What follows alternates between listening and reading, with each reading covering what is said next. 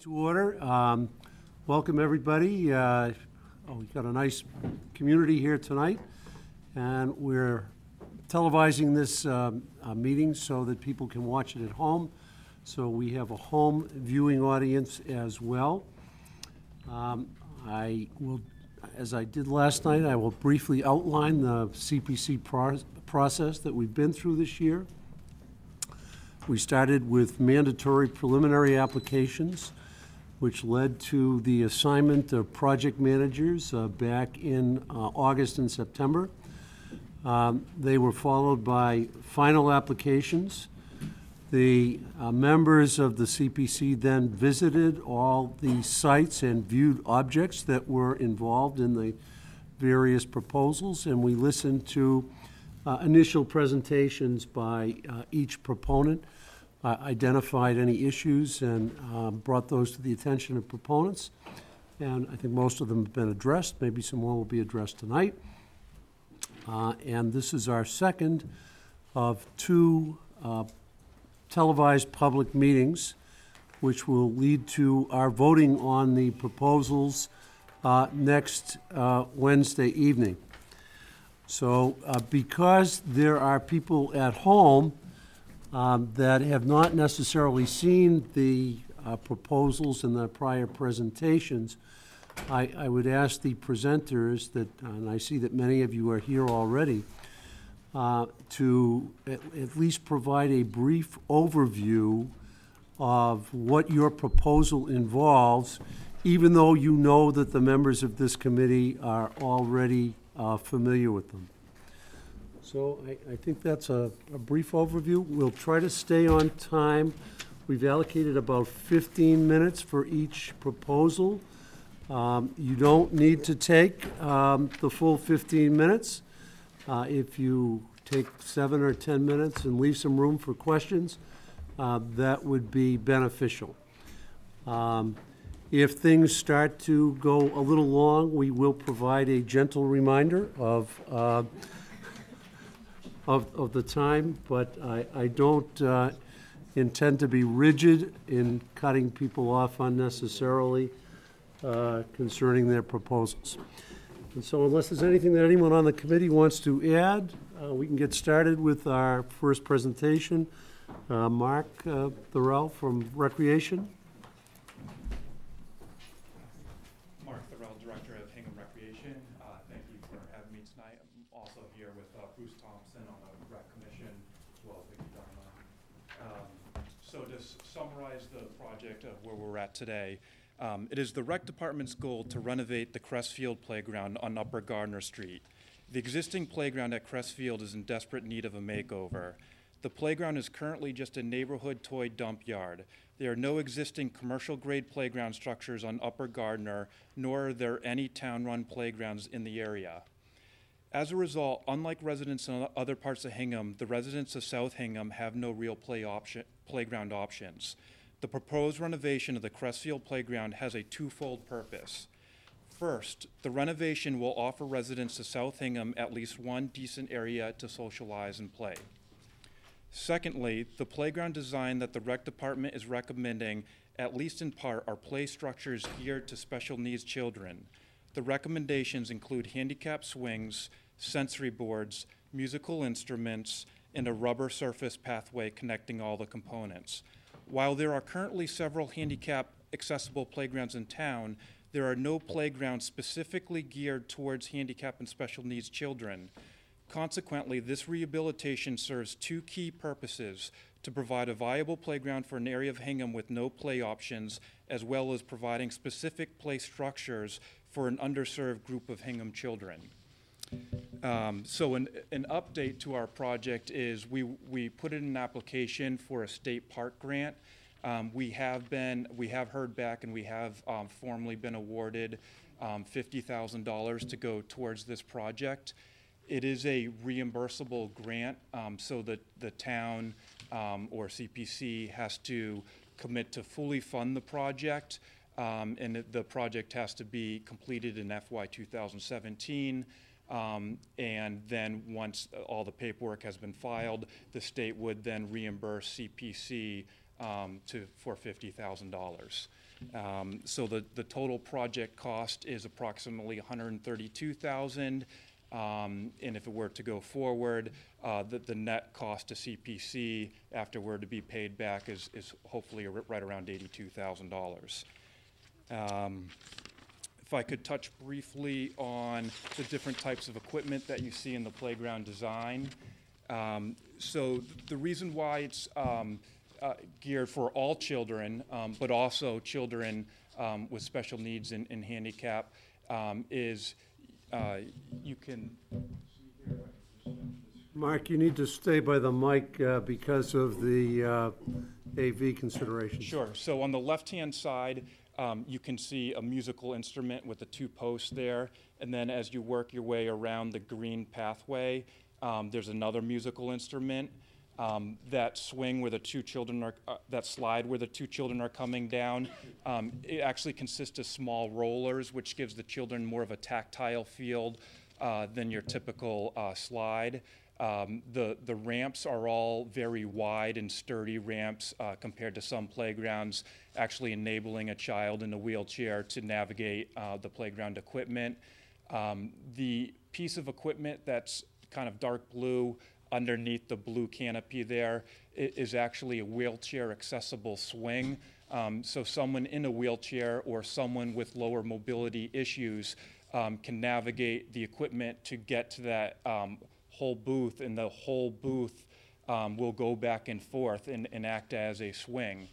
The green shaded area, and this is one of the reasons why the cost of the playground is what it is poured in place rubber. Which is more stable, and it will last for a lot longer time than the certified playground wood chips, which is the brown shaded area. Trying to keep the cost as low as we could, but still accomplish our goal. Our idea was to have the green pathways, poured in place rubber pathways connecting all the playground equipment, but to keep the budget as low as we could to also have the certified wood chips, which is much cheaper alternative than having the whole playground, the poured in place rubber. So that was our thought process behind that.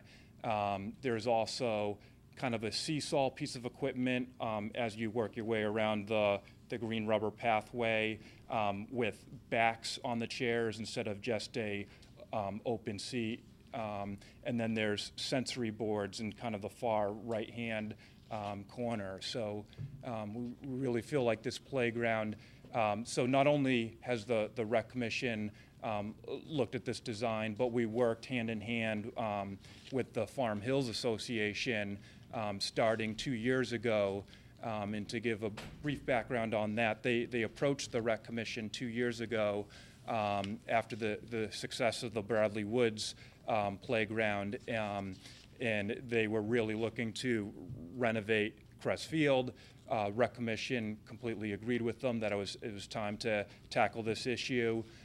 They've been with us hand in hand the last 2 years and really fully support the project. So if I could kind of summarize, or in conclusion, if I take a snippet of what they wrote to the Rec Commission back in October 9th of 2014, in a letter to the Rec Commission, which states, the Farm Hills Civic Society, comprised over 100 South Hingham families in the vicinity of Upper Gardner Street, is in full support of Hingham Recreation's proposal to recreate Crest Field as an inclusive playground. Our children, our friends' children, and children from all across the South Shore deserve an up-to-date playground. We especially want to see our playground where special needs children can play safely and happily alongside their friends. Our Farm Hills neighborhood is full of happy and growing children. We are so excited about this project and look forward to helping Hingham build its first inclusive playground. And along with that letter, they have also stated that they would be willing to garner the volunteer support to do what's called a community build, which saves approximately $18,000 off of the total price tag. So they're definitely willing to put in the sweat equity, if you will. They're also talked about fundraising on the side. to also add an addition to the project or to act as simply a construction contingency. They're also willing to volunteer with the build and also to help raise some funds to put into the program, the playground, so they're fully invested.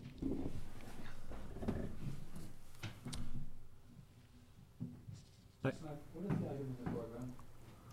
I'm sorry. The item in the foreground, right in front? Oh, that's just, so there's a basketball court, and that's really just a boundary between the basketball court and the playground. That really is not part of the playground design. It's just kind of showing a space between the basketball court and the playground. So it's not stalks for bad kids? What's that? It's not stalks for evildoers? No, no. I couldn't figure it out. Thank you. Mark, is this handicapped accessible, special needs accessible playground basically a model for the future? Is this the first one that's been built in the town, and is this really a model for the future? I wouldn't say it's necessarily a model. I think there's so many cutting-edge playground designs and options that you can go a number of ways with the design. So certainly I think it's a great design, but I'm sure there's other special needs playgrounds around the state that have a different look and a different feel. So I don't know necessarily if it's a model. It is the only public playground, I believe, in Hingham that would add this much play value to the special needs population. Any other questions or comments by members of the committee or from members of the public? I think I'd speak for all of us to say we've been enormously impressed by this proposal over the last couple of years and the involvement of the neighborhood and all the great work that you and the Recreation Commission have done on this. It's got a lot of community support, neighborhood support. It's a good project, and it's time. And well done on the park grant. Yeah, nice going. So if there's nothing else on the... Well, just one comment. I think it'd be great if some of those features could be done elsewhere in town later. I mean, granted, the kids would get rides there, so it doesn't have to be central. But if something at the other end could get some of these features eventually, future money, that'd be good too. Thank you, Mark. Thank you. Thank you. Thanks. And we thank any members of the Neighborhood Association that are in attendance tonight. Thank you. And our next agenda item is the Hingham Housing Authority feasibility study and consultant services. And Sharon, could you address your comments to the microphone as well as everyone else? Because we have our viewing audience at home, and just identify yourself so that everybody at home knows who you are. I'm Sharon Napier, the Executive Director at the Hingham Housing Authority, aka Thaxter Park, which I think most folks are more familiar with. Thaxter Park, which is, we own and operate 92 units of senior and affordable housing for seniors and disabled individuals, and they're approximately 92 one-bedroom units. We also manage a group home over on Beale Street. And we have managed that for a number of years. With a good service provider, provides 24-hour services for adolescents. And we also manage 5, they're called project-based vouchers. We are working in collaboration with Father Bill's, and that's the home for the veterans. So we screen and do tenant selection for 5 veterans who are living at Fort Hill. We have put an application in for approximately $30,000 for a feasibility study and some engineering studies of, we own, the Housing Authority owns approximately 16 acres on Beale Street, and we are looking to figure out the best use for that property. By Mass General laws, when a housing authority such as ourselves, and we are funded at Thaxter Park by state funding and capital funds for our capital work.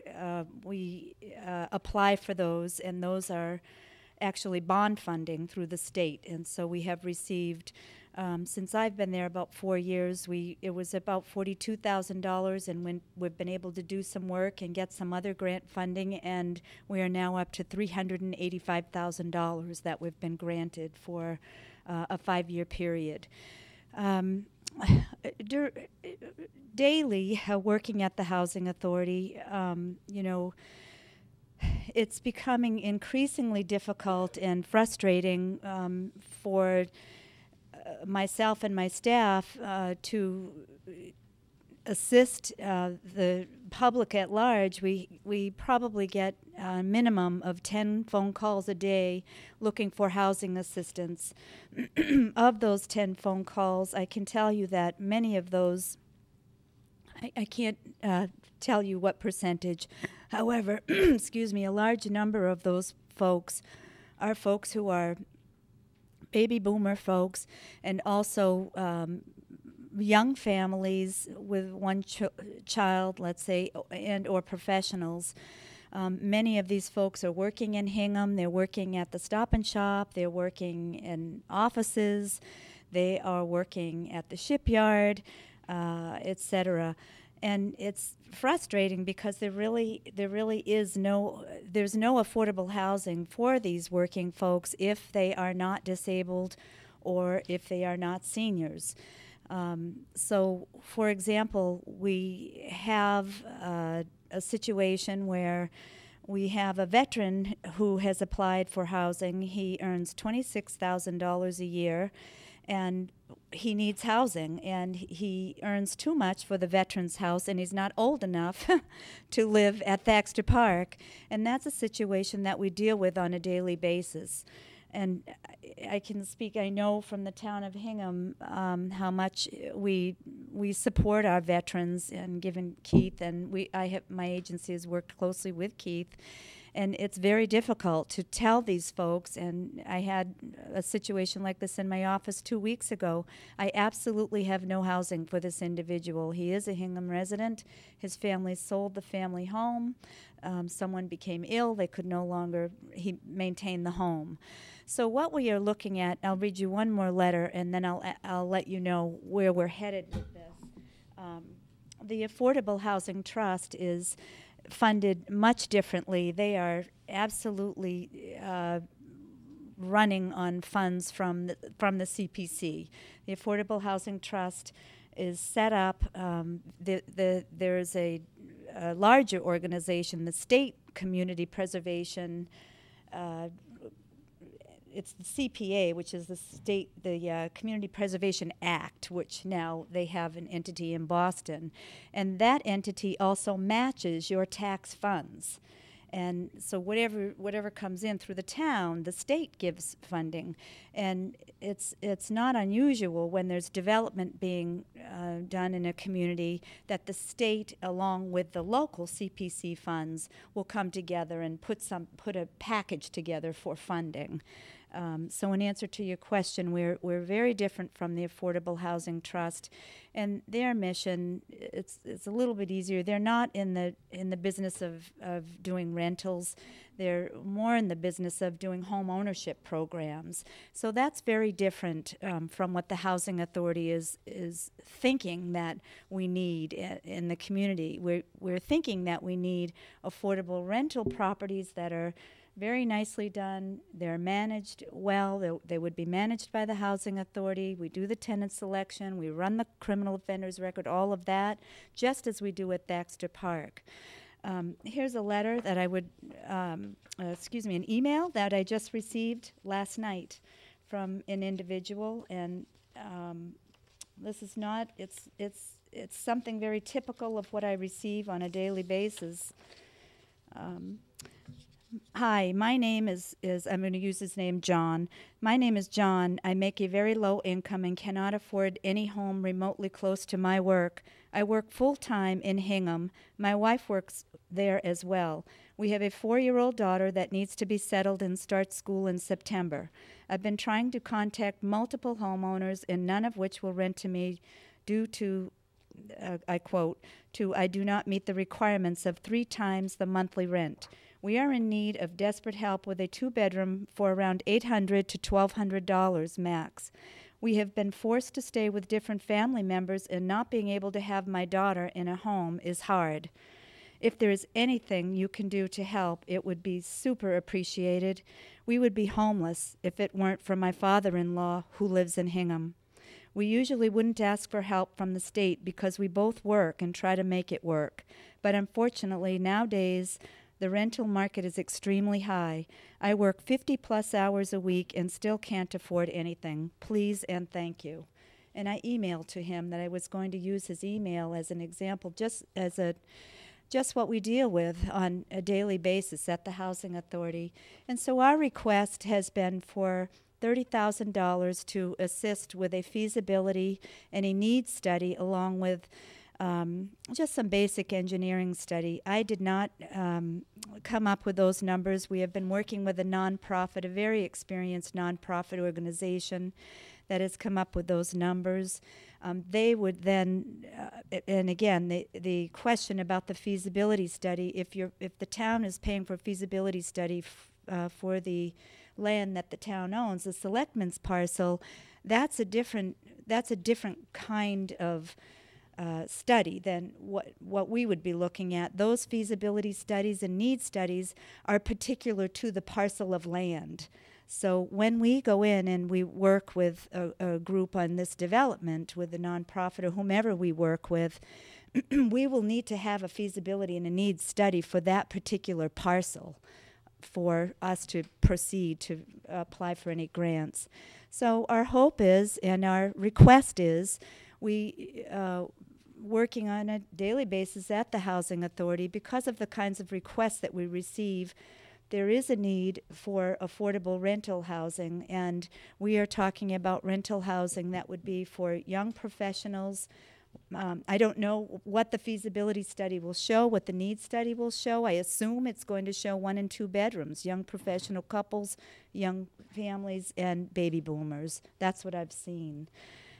So we are, the Housing Authority is giving $3,000 for a part of that. The nonprofit group has actually, they're going to give us whatever time they can. Their fees are included in that, and I did make an error on that. Their fees are a different hourly rate than what I had. However, they are working with us, whatever work they can give to us, just below $10,000 because of procurement reasons. We would need to procure, and they've been very, very good and generous with their time and putting pieces together for us pro bono at this point. So that's our request, and if there are any questions. Sure. More affordable rental housing. I'm just concerned, has this, I know the town has one rental property on Scotland Street that has been somewhat problematic because now the town of Hingham becomes the landlord and has to take care of that property, which is turning out to be quite expensive. Has this been, this idea that Hingham is going to start going into the rental housing business, been sanctioned by anybody in town hall? No, the Scotland Street property was something that happened a while back, and the reason why, my understanding is the reason why that was purchased, and it was purchased at a fair price, was because there was going to be a development over there, and at the time, I think the studies and nothing the work had not been done. The pre-development work had not been done, and I think those were some of the reasons for that. It's an older house. I could tell you that it probably was not the best investment the town could make. The time it's older.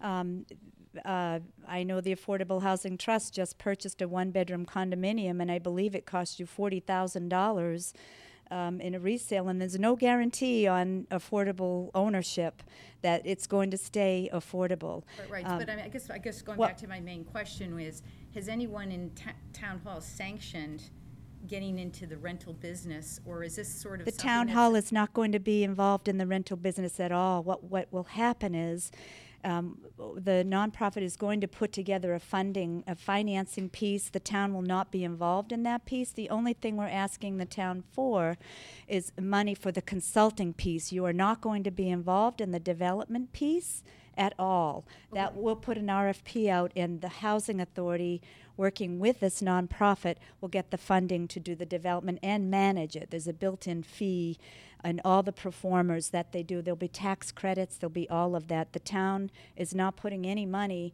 we're not requesting any money for the development. But, I It's mean, this only will- the feasibility This study. will have a longer-term impact on the town with additional children in the school system. I'm somebody that lives in the Beale Street area. The density down there is getting really pretty Well, incredible. if the Affordable Housing Trust is going to build 20 to 40 affordable, you're going to have those families living there permanently.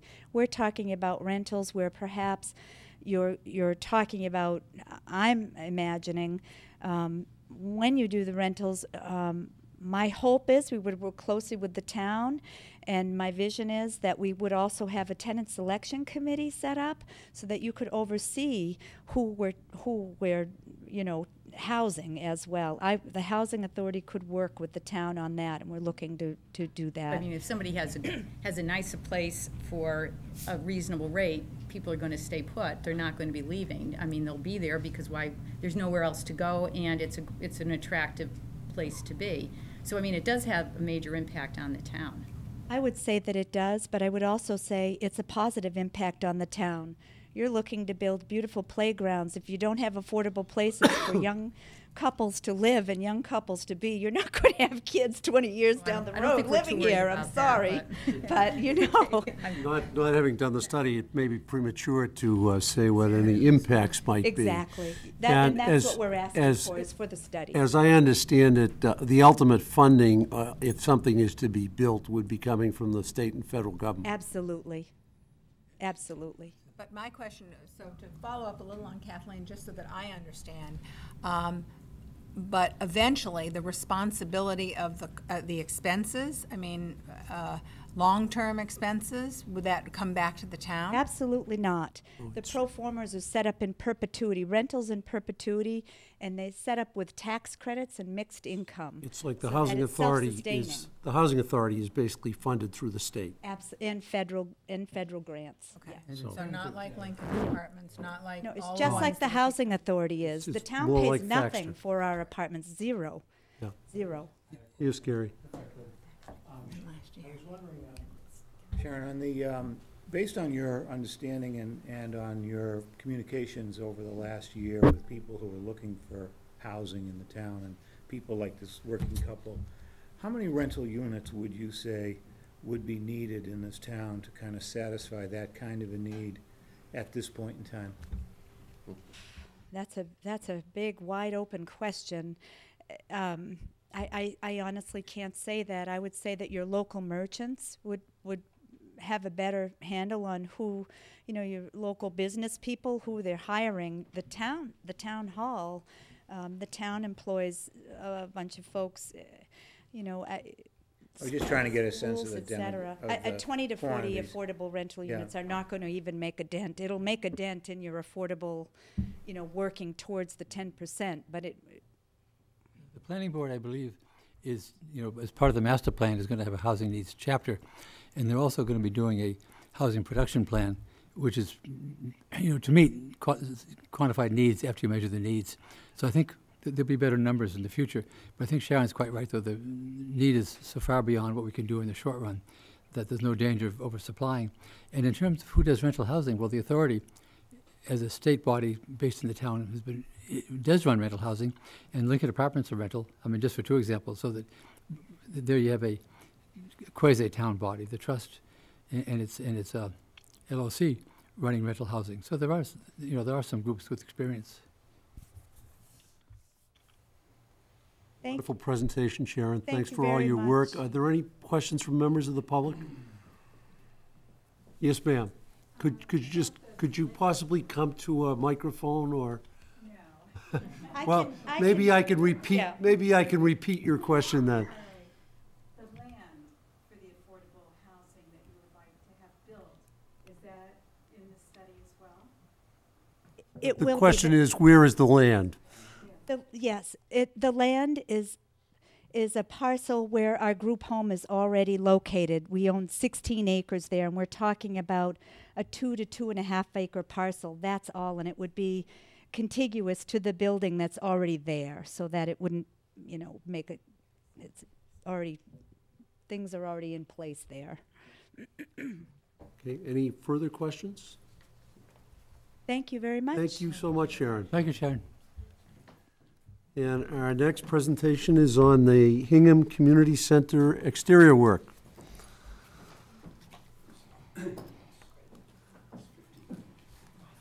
Mr. Peterson, would you identify yourself and your involvement for the community? Yes, sir, Chairman Thank you. Curley, members of the committee. My name is Scott Peterson. I'm here on behalf of the Hingham Community Center, Inc. And we have a proposal before the committee, and again, I want to thank you folks for having us back. For those that don't know, the Hingham Community Center is not owned by the town of Hingham. It never has been.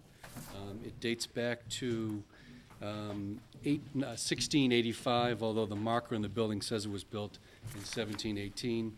It's currently owned by the Hingham Community Center, Inc., which is a 501c3 corporation.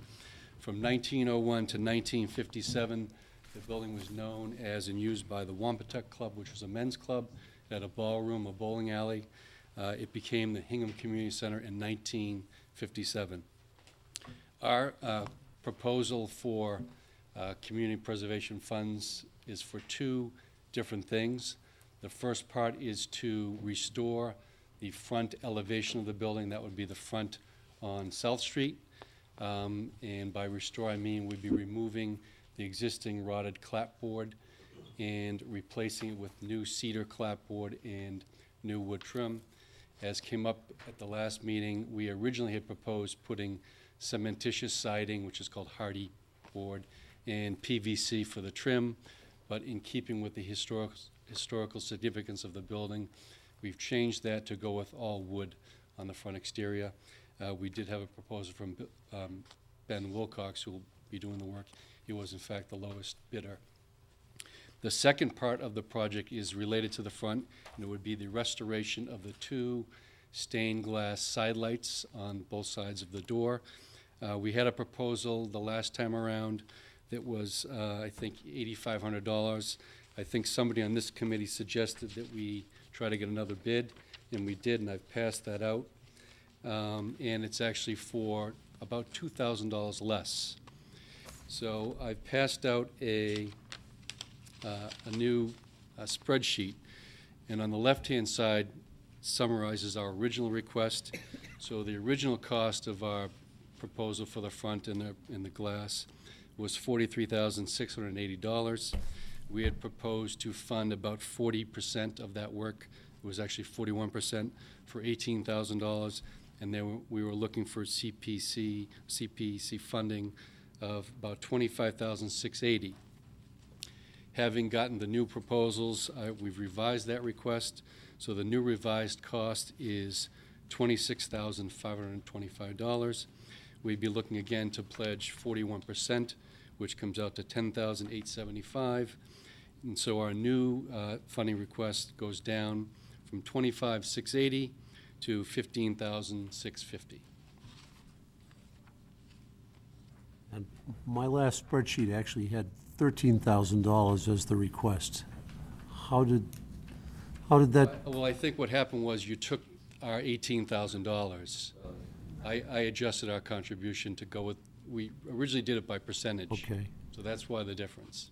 All right. When we come to vote, we, of course, have many competing interests that exceed the funds available. Your project isn't involving enormous amounts of dollars, but, I mean, is there room for additional private funding? I think there would be. The problem I foresee, though, is part of the problem with the front of the building is we're going to expose the underlying sheathing, and we're pretty sure there's going to be some rotted sheathing. Right now, the estimate to fix that is only $1,500, but based upon the work we did on the Central Street side, I think that price is going to be a lot higher in the end, because I think there's going to be a lot more rot. So that's why we adjusted our contribution. I think at the end of the day, we're going to be paying more than that. So the only other source of funding, of course, is going to be the community center. Other questions from members of the committee or comments? Just a quick comment. I was pleased that you were able to contact another restoration expert relative to the leaded sidelights, because now you're going to get I've worked a lot with that person, you're going to get a very good, very high-quality, long-lasting. I think you had maybe suggested that company. I did, but And they're $2,000 less, so win-win. they're more than happy and eager to do the work, too, so. They do very nice work, so you'll get a long-lasting, historic quality restoration. Has the deterioration of the sidelights been over the last century or so? I mean, is that long-term? It's been long-term, yeah. So when it's done, it'll last a long while when they're done? It will. Great. We have been maintaining the front of the building, but it's gotten to the point where you can literally go up to some of the clapboards and put your finger through. So it's no longer a maintenance issue, it's a restoration issue.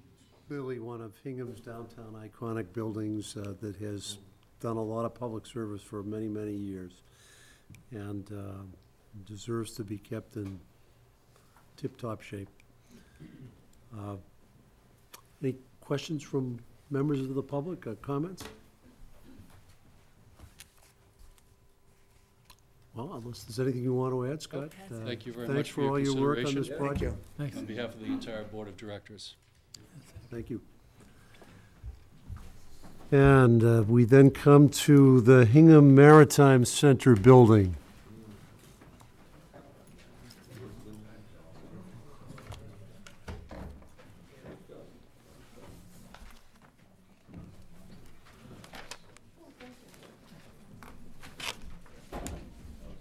Thanks.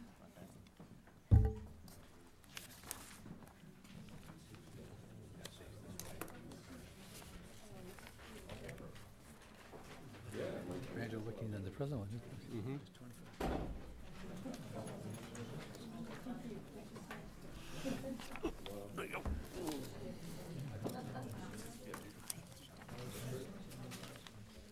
Good evening, everyone. I'm Alan Peralta. I'm the chairman of the Bathing Beach Trustees, and with me tonight is Ed Johnson of the Bathing Beach Trustees and Chris Daly. I'd like to thank Chris publicly for being here the last time before CPC, as I was tied up in New York City and wasn't able to get out. And Chris, who's the newest member of our committee, I think had been on for all of about a week or to 10 days, actually was able to step up, and I've been told did a great job of presenting our proposal on very short notice. So I appreciate your understanding of my absence the past time. So. Of course, did a great job. Okay, great, yeah. Okay, good. So what we've done is, Chris has actually done, I've given you a handout, and that's going to be the last part of our PowerPoint. I just gave it to you because it's a little bigger to read. And I also gave you a sketch of, that was a photograph that Joni Williams, an ex-trustee, had found at one point in time of the bathing beach sometime back with, I should say, a much more appropriate architectural building than the bathhouse we have currently. You know, a shingle-style 1.5-story building, which is more in line with what we're kind of talking about replacing this with. I just thought it'd be good perspective to see what we once had, you know. Chris actually did the PowerPoint presentation, so I think what I'll do is, obviously, you know, we're going after $150,000 in CPC funds, and the reason for that number, and we'll get into what does $150,000 get you, and I'll ask Roger to touch on it too, because Roger's actually put a grant into the Seaport Economic Council for $700,000 to actually give us the funding to construct the building primarily. And the $150,000 gets us partially there, but it's going to cost close to, you know, $850,000 to $900,000 to do this the right way. The first thing we really have is kind of a chronology, and Chris, by a matter of introduction, he and I both in the past were on the Harbor Development Committee. And Chris was actually on in 2007 when the master plan was done. So I think it's appropriate maybe that Chris start with the chronology, and I'll pick up from Chris once we've done the chronology of, as many of you know, we've been doing a lot of things along the waterfront, and this is kind of one of the last pieces. So the story starts in 2007 when the Harbor Development Committee created a harbor master plan. They retained an architect out of Cambridge to help us with that plan, and an important part of that plan was a walkway along the waterfront, connecting the bathing beach all the way to through Whitney Wharf and eventually to Barnes and maybe someday to Steamboat Wharf. In that master plan, there was the concept of a new bathhouse and a more architecturally and historically appropriate bathhouse. That's where it first came up, but from what Alan has told you, it was there years ago, so now we're just trying to get it back. So in 2010, the Harbor Planning Task Force was in place. The big outcome of that Harbor Planning Task Force was the Harbor Overlay District was installed at that point. Then in 2011, we hired, I guess we hired him, he was an intern. We hired for free an intern to start initial drawings of a bathhouse. And you can see what Michael LaFontaine came up with from Boston Architectural College. It was a good start, but it was only 800 square feet. It was using the existing building with a new skin. Yeah, it was wrapping around it, and it really wasn't doing it. But we had to start somewhere. But the next big move was in 2013 when we petitioned to the legislature to change the charter, I guess, at that point for the trust to allow us to lease out the property. And that's when we were thinking this was the snack shack idea. And this was the idea was to improve the bathhouse and lease it out to private parties. An RFP was issued, but it was issued basically for the 800 square foot building that was in place.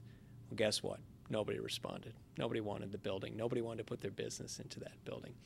So went back a year later, at the end of 2013 and 2014, new RFP issued essentially by the selectmen to put it out to an RFP for a third party to come in, construct a new building, and operate their business out of the building.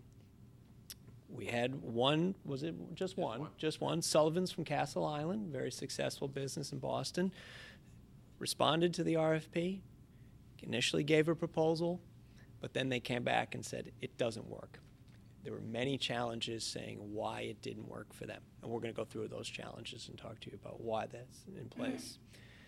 Most recently, as Alan mentioned, Roger, through the town, has put an application to the Seaport Economic Council for $700,000 for the Maritime Center. Part of that application is that the town has to put up matching funds, and that's what the $150,000 is for. Okay? So the process, by the way, Sullivan's the first time we put out the existing building. My friend Paul Lasordo, who's been on Harbor Development, said we tried the Tom Sawyer approach, as he said. You know, like, here it is, isn't it great? Wouldn't you like to do something with it? And, you know, we got the expected response. One thing was too small, 850 square feet, and we're asking them to keep about 400 feet for a restroom. So just think of it, for all the operations of what you have, it just physically wouldn't work. So, again, they had the interest, so we went back out. They did come forward. But needless to say, the economics of spending $800,000 to almost $1 million on something you're only going to have a land lease on. So the financeability of that was difficult as far as there weren't a lot of lenders who were saying, you know, somewhat of an unproven concept, even though Sullivan's is a proven concept, and they're on leased land in Boston. So it's not like it's unprecedented.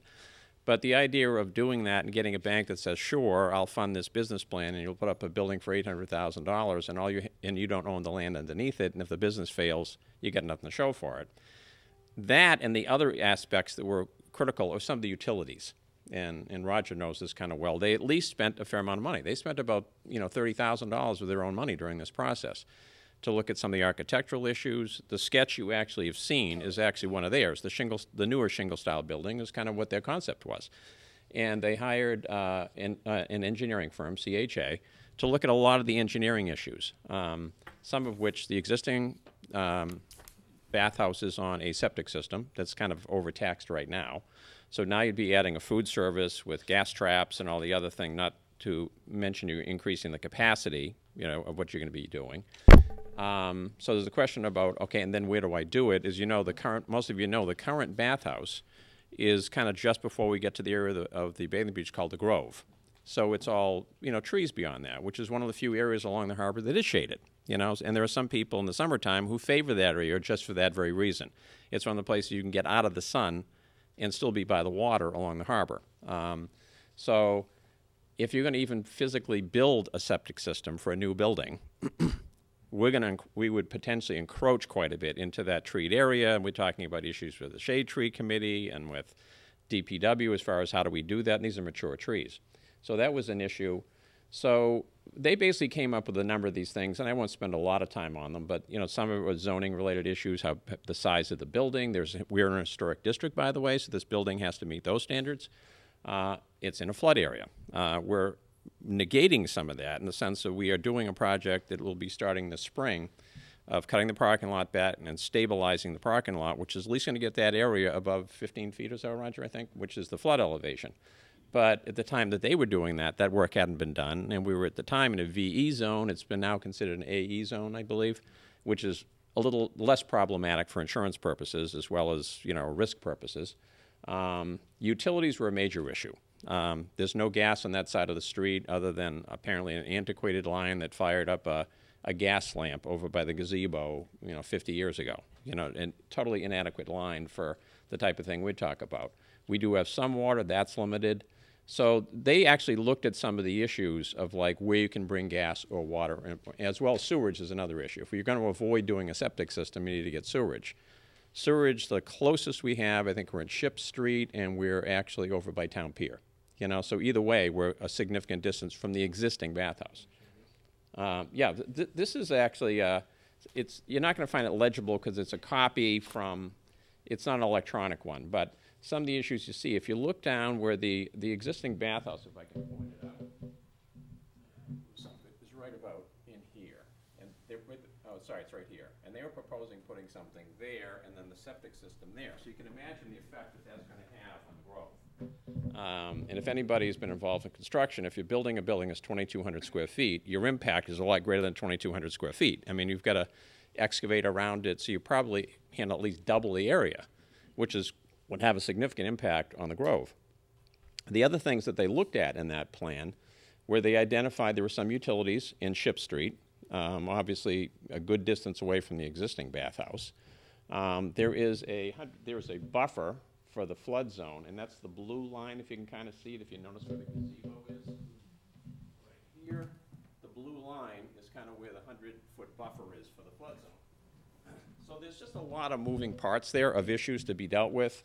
The sewer line, again, is up by the, has now been extended out by the town pier on a grant that Roger had worked on with Ken Corson, and as well as Ship Street. So long story short, is we're looking at this thing, and we originally proposed we'd probably do the bathhouse on what is called the trustees parcel. We've been working very closely with Harbor Development over the past few years. It doesn't hurt that two of us are former Harbor Development members, and we still kind of regularly interface and meet with them collectively. And so what we've been trying to look at overall, and I've mentioned before, Mother Nature doesn't distinguish from what the trustees' beach is and the selectmen's beach or the selectmen's parcel. And I got to commend actually one of your members, Carol Piles, because Carol was meeting with Roger and myself at Roger's office at one time and say, are we married to the location of putting the bathhouse kind of in the location it is currently? And I think we'd been so caught up in putting out an RFP for the existing building and an RFP for something that was going to be near that building that we didn't really stop and evaluate, gee, maybe it isn't the best spot, We don't have any functional restrooms for the town along our whole waterfront. Ours are only opened basically 4 hours around high tide from July 4th to Labor Day.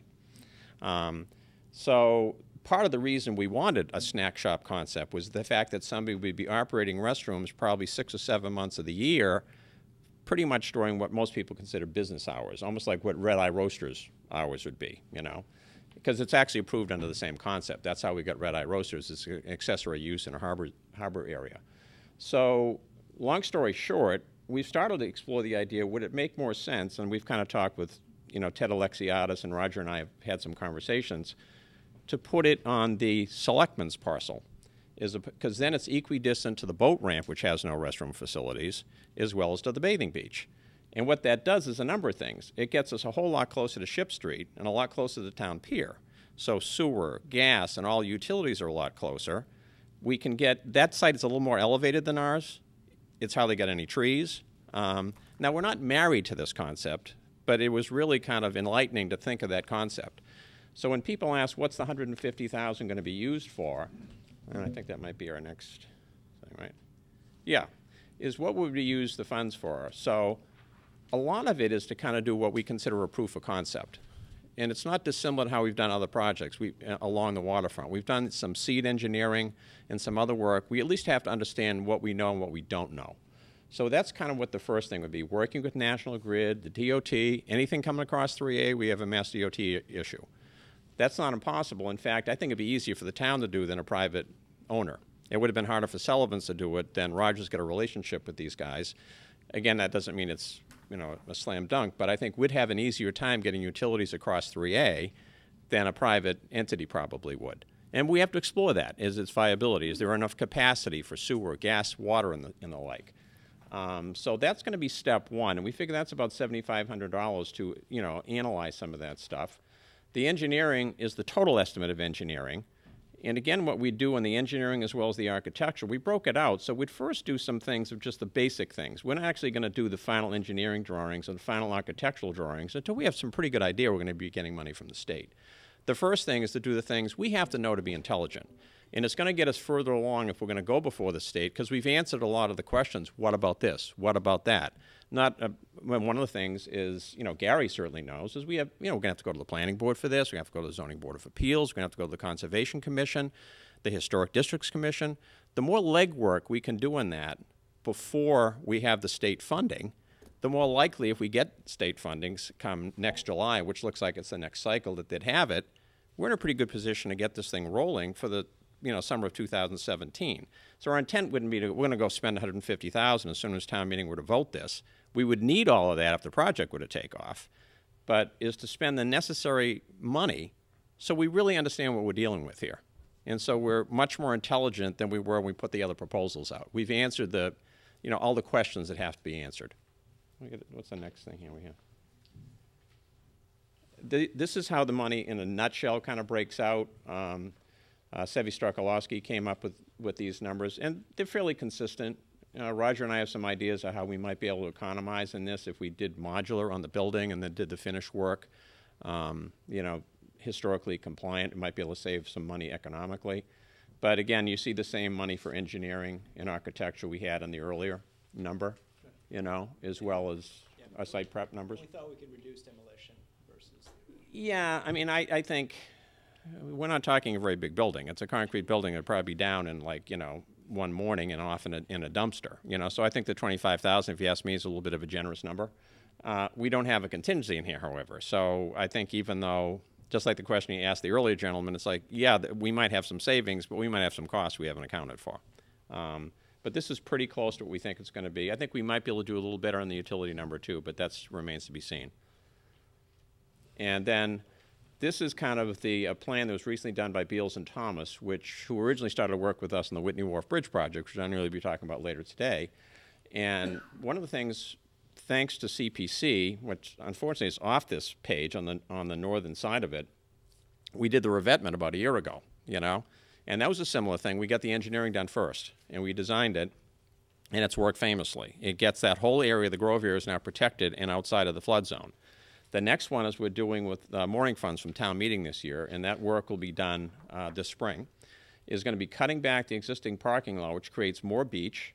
We're going to have a buried wall that's going to protect the parking lot from eroding. We still end up with the same amount of parking spaces, and it begins to build the boardwalk that's been talked about since 2007. Right now it's planned to be a 10-foot paver walkway. There'll be beach grass and other plantings. And Roger and I have talked to the contractor. We got very competitive numbers to the point we think we have enough money to continue the walkway across the selectmen's parcel and get it all the way to the boat ramp parking lot. And John Thomas has been working with the state on trying to get them in the design of the boat ramp, which they would fund totally, and they'd fund the design. So hopefully that design would incorporate how you get a walkway across that. And then obviously it shows it linking all the way to Whitney Wharf, and I know that's going to come up later with CPC.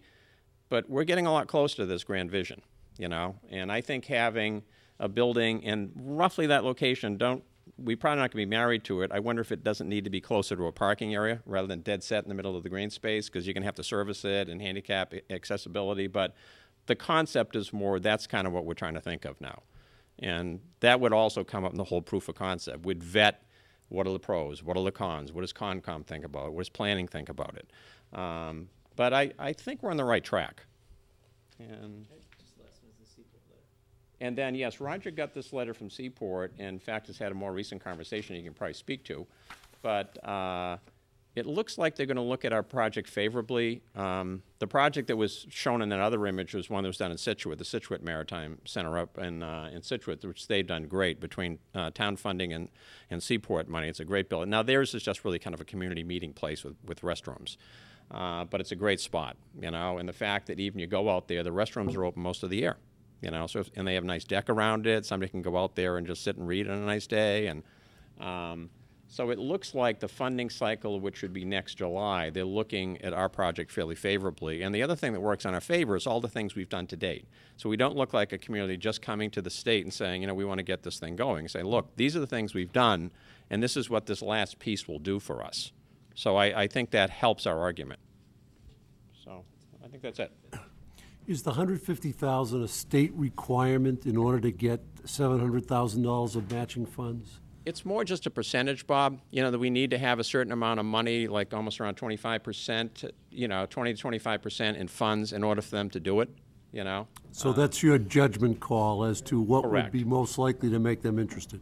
Yeah, and also where we think we're going to need to be for money. I mean, Sullivan said it's going to be 800,000 to $1 million. Now, in that number is almost 100,000 to outfit the building for a food enterprise. Now, we wouldn't do that.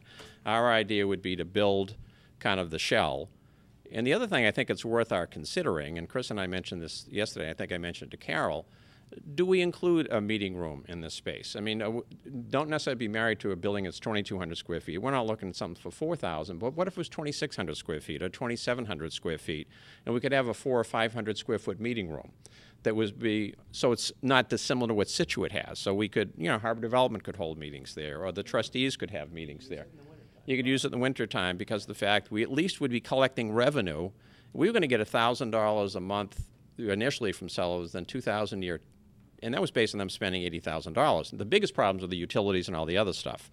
So I think we could arguably get enough money from an operator, not dissimilar to what they do at the South Shore Country Club, that would offset the cost of keeping a building like that open year-round. And we'd have restrooms. So if people want to go for a walk on a nice day in November, you know, there's a place kind of in the middle, not quite the middle, but close to the middle of the waterfront that you could use. I was at the Scituate one, I want to say like in November, it was or late October. And they at least had the restrooms open. You couldn't use the meeting room, but the restrooms were open, and somebody closed them at night. I have two questions. Sure. First would be, you mentioned having talked with Ted and the selectmen. I mean, are they on board with the move, having this building on what would be, it's called the selectmen's parcel, I mean. Yeah, I don't think there's any opposition to it, because they've always been telling us we have to look at the big picture. Okay. And they've been the ones almost saying that, you know, this, you know, think globally, you know, don't. And I think we've done more of that. The Harbor Task Force started that issue, and that was the selectmen's drive anyway. So, and then my second question is, and I don't know enough about this particular grant, but I would assume the grant, because it's a little fluid here, would have some kind of qualification for a business plan as to, because obviously someone needs to maintain whatever it is, so whether it's being rented out or whether the town is using it for whatever, is there a requirement of some, because I know it was economic development is what we talked about originally, meaning it was going to put people to work down there. So is there some kind of element of a business plan required in there? Not that I'm aware of at this Okay. point. They actually asked us to resubmit the grant under a different category. Oh, okay. And it was coastal infrastructure. Okay. Originally, we submitted under an economic development initiative. That's why I asked. That's not to say that they might not request something from us as it relates to a business plan, but whether it's Scituate or this project, I don't think that the intent behind the funding of the project is really one, at least from the Seaport, that looks for a sort of an ongoing revenue source. And my reason is, and not just the revenue, but the purpose. I mean, I know even with the park grant that we got for Crest Playground was a lot to do with the sensory piece. I mean, they're very involved with the educational piece, sensory, you know, that's the part that they were interested in. So I just thought that this grant has something more than good for you, put up a building on the harbor and we're Vicki, gonna that's a be good happy point. for I you. think one of the things that's in that grant application is the idea we're going to talk about Hingham's maritime history, which is the Education. more reason you start thinking, shouldn't we have a meeting room or something that actually displays that? I mean, one of the best images of Hingham maritime history is actually at the South Shore Country Club in the meeting room they have downstairs with a great mural they have in the back wall. My wife gave me a hard time. I was at a Notre Dame meeting and somebody was speaking, and I was looking at the mural while someone was speaking. But I was so caught up in, looking at Hingham as it was in 1880 that I said, yeah, I guess I was being rude at the time. But we need more of that, I think. We have a rich history of that. And I think that it's in our application anyway, and more so that it's not just a snack shop and a restroom. Okay, thank you. Alan, you're making it clear that this is, the Situate building is not the style that you're looking for. No, it's just an example of one that was done. I think the closer one is the original building we had, and probably the sketch you have is a much better idea. It's just that this is what a community has done. I think scale-wise, ours would have to be a little bit larger, and I'm looking at a 1.5 to almost 2-story structure, which again, during the vetting of it, we have to say, okay, what does that mean as far as accessibility, if there's a usable second floor, and what does that cost? And, we've got to do some exploring here. Is it deliverable out of this then, a proposal of what this would look like, what it would be? And I would be dismayed if there wasn't a business plan to say, how is this building going to be the operational costs will be insurance, there'll be utilities, there'll be staffing, there'll be certainly maybe some damage that will be done to it because it'll be open to the public. Yep. So, just to build a building and walk away and say you're done with it, it's going to have an impact in terms of how it's going to, the absolutely. ongoing care and maintenance of that And I building. think that's why the proof of concept is what we look at first. And we have some benefit that Sullivan's gave us a proposal, and Sullivan's addressed some of that. So we have some idea of what they thought that was. And, they, as well as other vendors, I think we'll have more interest if we actually build a building. But you're 100% right. It's like, what are the utility costs going to be? There are some benefits of bringing natural gas and a sewer line into this thing, because at least sewer rather than a septic is a better long-term arrangement. And natural gas versus propane is a better arrangement, but you're 100% right. I think those are all the things we're going to look at. It's one thing to build it, but if it's going to be a burden to the town, our hope is it's going to be somewhat neutral, that if we can get a vendor, we're not looking for this to be a big money maker. But again, you got to remember the trustees, we have a $60,000 a year budget, and half of that is for like $15,000 is for it's $40,000 a year is for goose management, and then we spend about $15,000 on lifeguards. So it doesn't really take a lot of money for us at least to say if we're getting anything that sticks to us at the end, and plus it would be a resource for the farmers market. One of the things that sketch also showed is trying to work on some additional, you'd have a restroom instead of porta-johns for the farmers market on Saturdays. Would, One of the things that's intriguing about this idea from a planning perspective is that it really reinforces the idea of a destination point at the waterfront. In the earlier scheme that you had was a seasonal destination, support of a destination, summer kind of a Yep. snack shop and bathrooms and what have you. But the thing I like about this is it kind of brings you back a little bit to the way the waterfront was originally used in terms of walking, and if this could be something that was 3 seasons or even 4 seasons. Sure. I have used the facility in Situate, and there's something about it as a meeting place and as a destination point. It actually helps that waterfront. Yeah, and the other thing is I think once we lose, we're going to have to need something to keep, boards for the lifeguards and things like that, and maybe that's a shed. And the footprint of where the existing snack shop is, we've talked with the Friends of Hingham Harbor, do we do like a playground in that area or something like that may even have a marine orientation? So, again, making it more of a destination other than a place I go to on a beach day. Right. And again, if there are restrooms, I'm more likely to take my kid there because, after I've been there for an hour, I can actually stay there. How big was the original one? Was this building, how big in square footage was this I would guess just by the size of it, Gary, that's probably a couple thousand square Yeah, feet. I would I say. think it's all that. When you look at the porches and everything, Yeah, I bet yeah. it's 2,500 feet. Yeah, I would agree. Maybe Yeah, more. maybe more. Yeah. Alan, we're getting close. Yeah, sure. Beyond our time, but I did have one last question, which is, if the state doesn't give the $700,000 grant, would some of the $150,000 not be spent then? Oh, absolutely. I think that's what I tried to say is I think we would try to use our money as efficiently as possible, which I think we have a precedent for having done. We've done pretty well with engineering money. All the things we've done so far with CPC or town money, we've met or exceeded what our goal was. So I think the thing is, we can do a fair amount with like if I were to say, I guess $35,000 to $40,000, Roger, in that range, to get a lot further down the road with some concepts, with some budgeting for what's going to cost to do this. We've got some resources in town, so we're going to try to use those as much as we can, working with Roger and Ted and what others on, budgetary numbers. And we have some good in-house engineering expertise. But I think that would be our plan, Bob. Okay. Any questions from members of the public? I have a quick question, maybe not too quick. The naming issue question. Yes. I'm a member, I'm Nancy Kerber, and I'm on the board of the Hingham Maritime Center. So we have a concern. Two names. The duplicating of the name Hingham Maritime Center in two places on the harbor. Yeah, we're not married to a name. With us, it's more of a concept. Seeing it repeated as the applications. So when we fill out the application, when we submitted to the Seaport, we could not submit and get any funding if we call it the Hingham Bath House. That's not something they would have entertained. After if you want to call it Popeye's Chicken or whatever, that's fine. It doesn't matter to me, whatever the town decides to call it. But the point is that so in order to fit the project into a funding sort of frame, if you will, we named that, and then we found out after the fact that the Lincoln Maritime Center didn't like their name. They changed it. So that's kind of how we ended up where we. Because I've heard a lot of conversation about naming, and so that's how we ended up where we are. Right. But it's certainly Potentially down the road, Hingham Maritime Center will also be looking to the Seaport funding for our building purposes. So okay. It's So a lot of that stuff we weren't. I mean, I would welcome.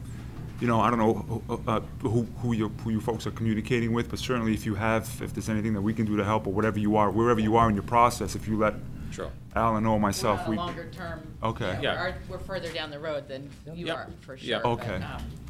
But just the confusion of, and especially if the town gives money through the CPC to Hingham Maritime Center, and think, hey, we're the Hingham Maritime Center. Right. There's just sure, confusion absolutely. that can come. So we'd like to- No, we understand. I think our grant would go to the proponent, which is the trustees, I think. Trustees, Right. and the Board of Selectmen in this Right. case. And the Board of Selectmen administer contracts for us anyway, so the fact that we would be the conduit is really all it ends up being. When we bid these contracts, it gets bid to the Selectmen, since we don't have staff, as you're aware. Any further questions from members of the public? Bob, is there time for one more last question? If it's a quick one, sure. Okay. I thought at one point you were hoping to consolidate all the harbor recreation activity, the surfboards and the kayaks and so forth, but I guess they need to be right on the water. Yeah, they do, Jim, and So it's worked pretty well with rec, I think, where they do it now, and it's kind of weather permitting anyway. So the fact that it wouldn't be impossible, and I think Roger mentioned this in the grant application, that we could conceivably have a window where, we could share that if we had a building that had an office component to it, where the rec people could actually go during the day, because they are outdoors. Wouldn't hurt. And would be pretty close, actually. Again, by moving it, we get a lot closer to where we actually launch the kayaks. Sure. Thank you, Alan. Nice Thank you, going. Chris. It's a nice proposal. Can't wait to see it. Our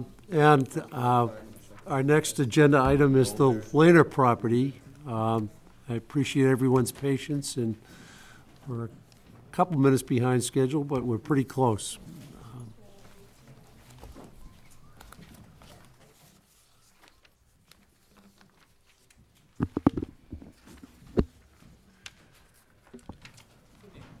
Charlie Berry, member of the Open Space Acquisition Committee.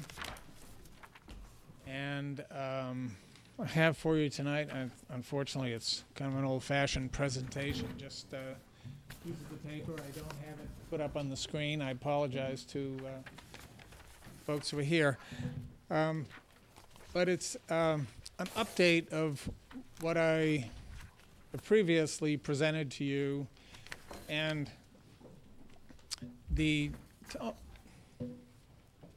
you have enough to go? Oh, you do. Okay. We're just slow handing them out. Okay. What we've done with this, There are a few seats up front if anybody wants to sit down. with this top map, did a couple of things. We superimposed the proposed development the sketch that was submitted to us by the property owners onto the parcel of land and included the wetland resources. And this blue line that you see in the upper left corner and looping around on the right is in between those two areas is the town's aquifer protection district. So this was just to show you some of the wetland resources in relation to the proposed development. And this amounts in total to just about 52 acres of land that is in a trust, or trusts actually, for the benefit of 10 individuals who are the middle-aged heirs of 2 families who acquired this property over the years and who are now no longer involved with the property. And as you know, I have met with the representatives of the family, and our objective is to reach an agreement with them on a purchase price at which the town can purchase the entire parcel minus this piece down in the southeastern corner that has the existing house and barn on it. That's about a 2-acre parcel, so that would leave us with about 50 acres that we would actually be acquiring for open space. And we have received preliminary appraisals from both the Laners and from the town's appraiser. And the appraisals for the, by the way, I've arbitrarily colored the parcel in the upper left-hand corner yellow just to differentiate it from everything else, because the this parcel in the upper left is the one on which the owner's engineer sketched a proposal for a 50-plus unit development that would have to be a 40B. And I've separated that out because the appraisals, the 2 appraisals, aren't that far apart for the balance of the land. The owner's appraisal is for roughly $4.5 million for all of the rest of the land, and the town's appraiser arrived at a number that's about $3.5 million. Part of the difference is due to the fact that the Laners appraiser included 11 lots on the non-yellow portion of the property, and the town's appraiser looked at soil conditions, groundwater elevations, and in discussions with various town officials, determined that probably only 9 lots could be built on that area. So that accounts for a significant portion of the difference between the 2 appraisals. But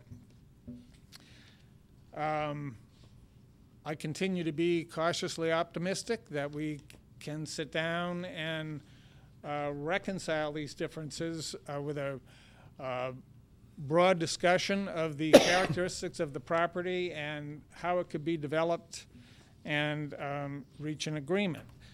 It leaves us with the yellow piece up in the corner. And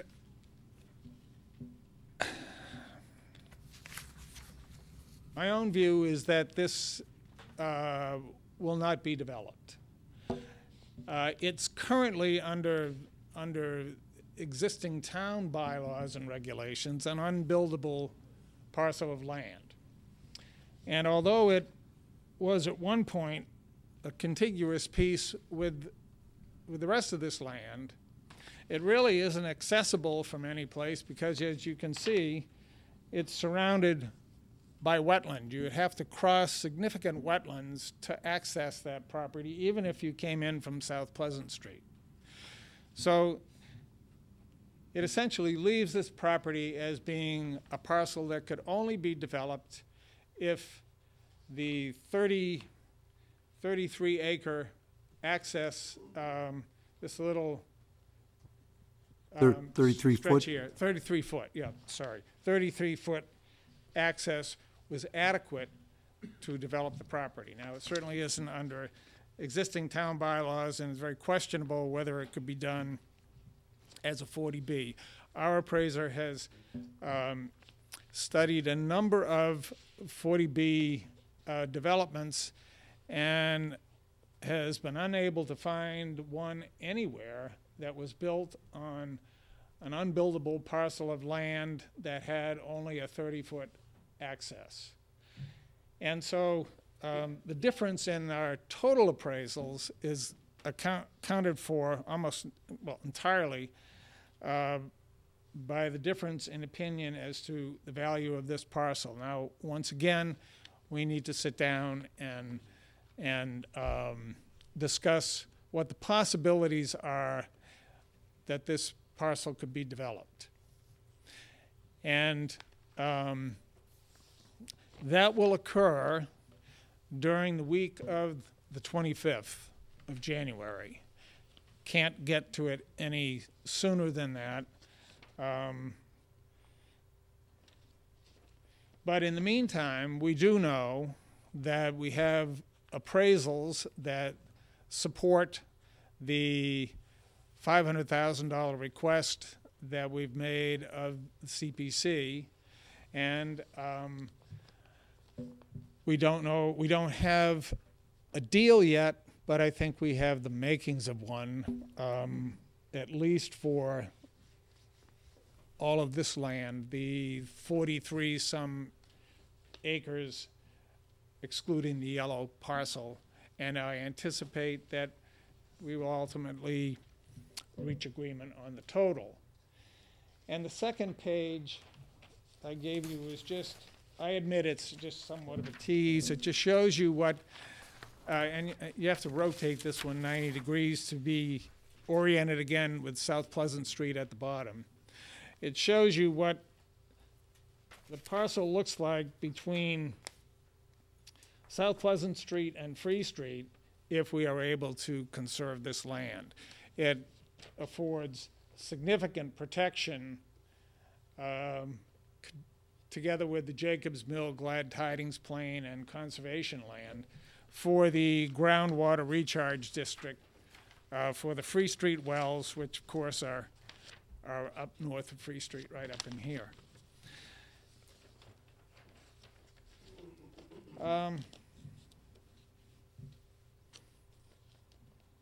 Any questions at this point? Gary? One of the items that we discussed at your last presentation was the location of this land and the relationship of this land relative to feeding the water table, which is feeding the aquifer, which is feeding our drinking water supply, which in Hingham is finite. And I'm wondering, you know, one of the ways of valuing land is its developability, and that sets a certain equation and a certain value. But I'm also thinking, isn't there an equally important value in terms of the investment to future generations in the town relative to, we have certain proposals in town to develop certain parcels in South Hingham which are in need of water. We also, could this also be seen as that portion of the equation, which is an investment in terms of recharge, where it permanently protects recharge capability into the water table, given that so much of the Accord Pond Protection District is paved? Mm-hmm. And I'm just wondering, how does that play into an equation of value? I know it's an equation, an investment strategy down the road for future generations, but how does that play into this? I don't know the answer to that, but I do know that one of the grants that we intend to apply for from the state provides $350,000 for the preservation of land that is in Zone 2 with respect to a well. And all of this property is within a Zone 2 with respect to the Free Street wells. And it also, the property would score very highly on the on this grant because it is all very porous, sandy soil, and it's very wet. So there is in this part of that grant application suggests that if the town was requesting the ability to withdraw more water from the wells that this is feeding, it would be more likely to receive approval for increased withdrawal if this land is conserved. So if the two were being done at the same time, that would be a factor. One would think that if we conserve the land, that it would assist the town subsequently if we were to request an increased withdrawal from this well or as compensation for additional withdrawal in other wells to the south. I would think, but I don't know that that's definitive. But it is certainly one of the most important reasons for conserving this property as opposed to developing it. And because of the porous nature of the soils, it's problematic with respect to septic systems because when, as you know, when you have septic going into groundwater and that groundwater is all moving toward a well, the more porous the soils, the wetter the soils, the more likely there is that there's a source of pollution that ultimately reaches the wells. And the more the wells move, of course, the faster the groundwater moves. And it's even the case that in a time of drought, the water that is in this area can actually be pulled back toward the pond, the wells around the pond, if the withdrawal is sufficient from that area, can reverse the flow of the groundwater. So once again, it's the recharge area for the Free Street wells, but it's in very close proximity to the Accord Pond as well. So other than its iconic beauty as the largest remaining piece of undeveloped land in town that I know of, it's at least as valuable to protect our future water supplies, in my view. Charlie, the ultimate decision point on this is going to be the town meeting in 2017. Correct. And you would anticipate coming back to this committee next year for a supercharge of CPC funding. Yes, but we don't expect you to pay the whole thing. Even if you could, because I think there will be other sources. We, as you know, the Trust for Public Land is participating with us in this endeavor, and they're very good at identifying grant opportunities. They're good at fundraising, and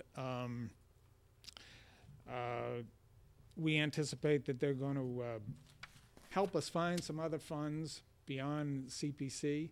And the other thing is that the laners have been open to a discussion of an installment purchase, so that even though the final decision will be reached at the 2017 town meeting, it may involve a funding arrangement that doesn't require all current funds, but either a bond or tapping a portion of the CPC income stream going forward. That's to be determined, but for now, what we anticipate is coming in, putting something in the warrant this year, which will describe an option that we've negotiated on behalf of the town to purchase the land at a given price, and that the amount of money that we're asking for this year would be a down payment going entirely toward the purchase price of the land. Okay. Well, one of my next questions was going to be, do we need to make a recommendation this year for an appropriation of funds? Or do we need to make a recommendation just that we set aside funds as the Community Preservation Act permits us to do? I think you just need to set them aside. Okay. They won't go anywhere anyway until we don't have to make a down payment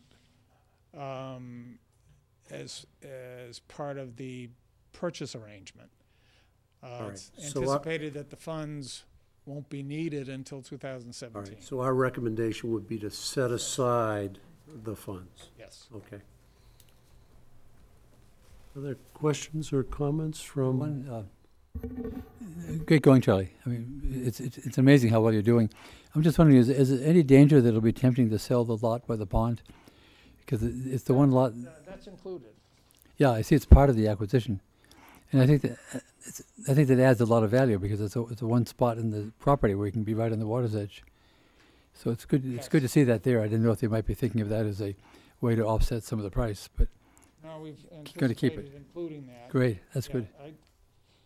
My own view is I don't want to see anything else, anything happen to any of that property Yeah. other than to keep it as it is. Any comments by members? Oh, I'm sorry, Scott, go I ahead. just had one other, following on Gary's point about the water protection. The town, obviously, we've appointed a lot of monies for the discussion about Aquarian and purchase of the water system. So obviously, there's a bigger picture as far as where is the water going to go from here in terms of ownership and whatnot. And I guess I was wondering, does Aquarian know about this land? And as far as if their stated purpose is to protect the watersheds, I just wondered, is there any opportunity for any funding there? I know people might scoff at that, but depending on where this future of our ownership goes, I mean, Aquarian could very well say, we would like to help the town purchase that land, and by doing so, create quite a good sense of community. And I guess I'm just wondering, is that an option? Do you see that as an option for your revenue potential, or not revenue, but funding sources? I mean, they're an investment, aren't they? An investment company that. I don't know. I guess I'm just curious because I don't know much about going on in the water talks. I don't know what's going on behind the walls, but clearly if this isn't as big of an issue in terms of protection of our water supply as the plant and the value of our whole infrastructure, then I don't get it, because I think this is paramount to our water, to have this land undeveloped. And so whether or not Aquarian were to venture it, or if the town were to say down the road, we're buying the water company, therefore we are now obligated to protect our resources, therefore the town needs to put up this money beyond CPC, I'd like to think that the town, if it acquires the company, could be a better steward of the stewardship. That's perfect. Of the aquifer and the watershed than Aquarian has been. And I approached Aquarian when we purchased the 30 acres from the Veraki family that had along its entire border the Accord Brook. And I didn't find any interest in helping us fund that one. I think given the current relationship, I've assumed that there wouldn't be any increased interest in helping us fund it. So feel free to. Any questions or comments from members of the public?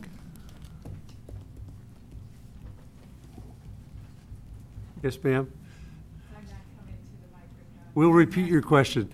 My question is, the yellow parcel, if the bylaws somehow affect that parcel, would it remain in limbo? If the South Pleasant property was purchased, would that piece of land remain in limbo, bylaw limbo? Or would it be a part of the entire purchase? I'm not suggesting by putting this in yellow that we exclude this parcel and just buy the rest. My intention is to reach an agreement to buy the entire piece. I simply wanted to show this parcel separately so that it was easy to see what we're talking about, where the appraisals are fairly close to being in agreement. But yeah, there are a number of reasons why under current zoning and conservation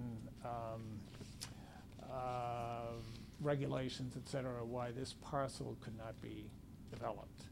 It doesn't have frontage anywhere, for example, and the Zoning Board of Appeals does not grant variances or frontage. Septic issues, Board of Health, this parcel, even under state regulations, can't support anything like this density, given the Title V regulations, even with a sewage treatment plant. So without spending a lot of it, if I could sit down with you and I could explain a whole bunch of reasons why I think this parcel cannot be developed. But I think that my time is about up for this evening. Okay, thank you. We've been generous about time. But are there any other questions from members of the public? I don't want to, if anybody has a burning question that they want to ask. All right, Charlie, thank you very much. Thank you for your great work.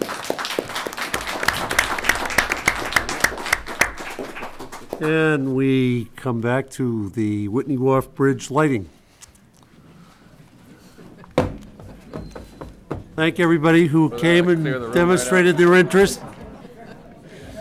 We appreciate the company. Yeah, really.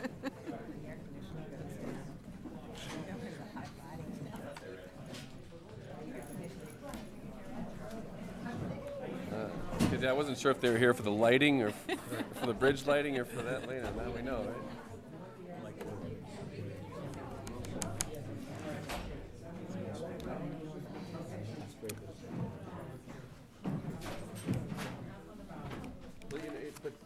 Well, the good news is I don't have 15 minutes of begging to ask you, and also the good news is I'm not asking for $1 million here at all. I'm here to represent Bill Reardon, who can't be here from the Harbor Development Committee. Could you just identify yourself and your affiliation? I'm Ed Morris.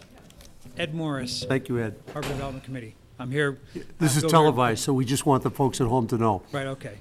Yeah, Bill Reardon couldn't make it, so I'm filling in for him. But basically, we had requested funding, additional funding for lighting for the Whitney Wharf Bridge, and I've been asked in his absence to reiterate that to you as well, and also if you guys needed an update as to where we stood with the construction.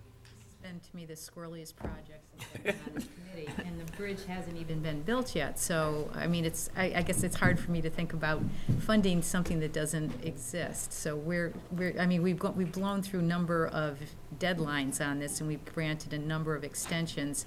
And where's the bridge stand today? Well, the contractor, as commonly occurs with contractors, did not mobilize in time, and we anticipate that they will be mobilizing soon, like Roger probably. Yeah, so let me not leave you there hanging out in the help me breeze. out. So, Roger so knows let what me to make perfectly clear that the folks on the committee do not manage the day-to-day activities of the project. It's my responsibility to do that. So I think they do enough already as it is, but I do as best as I can keep them posted of what's going on as it relates to that project and the other seems like 400 projects that we're working on. That being said, the project is behind schedule. Part of the reason, as was stated, the project's behind schedule is because the contractor did not mobilize. The contractor is from Florida, York Bridge, and very quickly as we approached November and December, it seemed to escape them that doing work in the harbor in January and February is not as feasible as they might have thought it was. So what we did is we issued a change order to the contract itself, a binding language that requires that they mobilize to the site in late March, early April, when weather permits. In addition to that, they're required to submit to us bi-weekly reports, evidence of material deliveries, so that the material is ready to go. And I know that the term squirrely was mentioned, but a lot of folks don't seem to realize or seem to forget is that the project itself required a couple of things. One was that it landed at the backyard of a property that the town did not own. So when the project itself was funded, there was an issue of ownership that took about a year to sort of to squirrel out or fix or repair. In addition to that, it required a Chapter 91 license, DEP filings. The Chapter 91 license itself, in of its own, takes 9 months to sort of undertake. That's not to say the project couldn't have been been underway, but those events took almost 2 years to get ironed out, and it's not possible to issue the contract or put forth the contract without having those permits in hand, because sometimes those permits have requirements in them that affect the value of the contract. So that being said, I'll back away and just, the lights is certainly another issue. There isn't enough money in the original appropriation to add lights to the project. The contractor did provide pricing for that, a unit pricing per light, $5,000, I believe, per light. And it's not just the light itself. That includes running conduit, doing all the electrical work associated with wiring up the lights themselves. I would estimate, alone probably more like in the $1,200 range. The rest of that is labor and preparing the mounting locations for the lights themselves. And I think that sort of gets everyone up to speed. But that's kind of where we are and how we ended up at this point.